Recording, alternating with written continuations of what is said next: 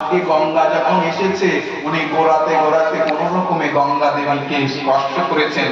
ওমা গঙ্গা আজ আর গঙ্গা স্থির রইল না, আজ গঙ্গা উথলিয়ে উঠল। সেই বৈষ্ণব ঠাকুরকে স্নান করিয়ে দিলেন।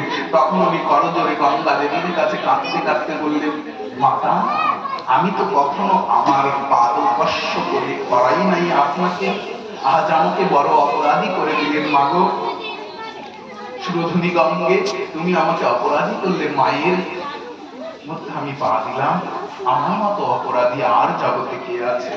তখন গঙ্গা দেবী বললেন, শোনো বৈষ্ণব ঠাকুর, এই বিশ্ব জগতের সকলে আমার মধ্যে অববাহন করে আমার কাছে পাপ রেখে যায়, আর আমি এই আপনার মতো বৈষ্ণব চরণ বন্দনা করে বৈষ্ণব চরণে শরণ নিয়ে আমার পাপকে আমি দূরীভূত করি। বলছে গঙ্গা দেবী বৈষ্ণবের পাদ পদ্ম স্পর্শ করে পবিত্র হয়। যে গঙ্গায় স্নান করলে নাকি সর্বকিছু মঙ্গল, সর্বপাপ পবিত্র হয়, সেই গঙ্গা দেবী বৈষ্ণব চরণকে বলছে যে বৈষ্ণব চরণে শরণ নিয়ে আমার পাপ পবিত্র হয়। তাই গঙ্গারও স্পর্শ হইলে পশ্চাতে পাবো। বলছি গঙ্গাকে স্পর্শ করলে তারপরে পাবো, তারপর পবিত্র। আর বৈষ্ণব দর্শনই বৈষ্ণবকে স্পর্শ করতেও হয় না। একজন ভজনশীল খাঁটি বৈষ্ণবকে, ভজনশীল পরমভাজন বৈষ্ণবকে যদি দর্শন করি, তাতেই আমার মঙ্গল।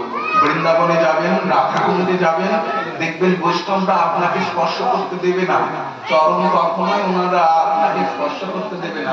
তাহলে তো চরণ পেলাম না, তাহলে কি কৃপা পাবো না? চরণ পেলাম না, চরণের তো প্রয়োজন নেই, অত দূর যাওয়ার কোনো দরকারই নেই। আমি যে দর্শন করেছি তাতেই আমি পবিত্র হয়ে গেছি। এর জন্য সর্বাগ্রে বৈষ্ণব চরণাশ্রয়। সাধু সঙ্গ, সাধু সঙ্গ, সাধু সঙ্গ সর্বশাস্ত্রে কয়, লবমাত্র সাধু সঙ্গ সর্বসিদ্ধি হয়।